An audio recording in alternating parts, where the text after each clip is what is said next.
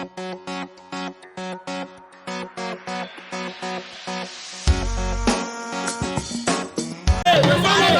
man.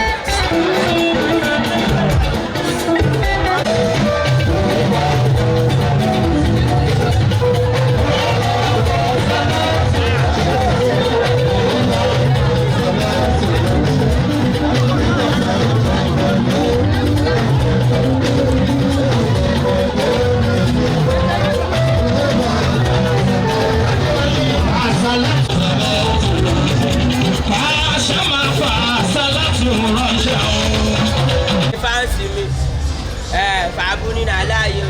Make I moto keep person. I didn't name you.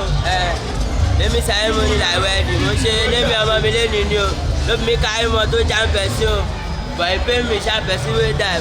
But I go to the hospital, I see Bocat, we say make I help the person before the person pass out. But thank God, but me, call on for kind of to cook.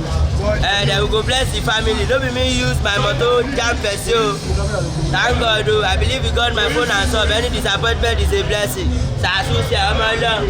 God said, you got condition, my love. I'm alone. If you want to buy a day, you pay your man on level. Thank God, though. I got to say, yeah, what you love.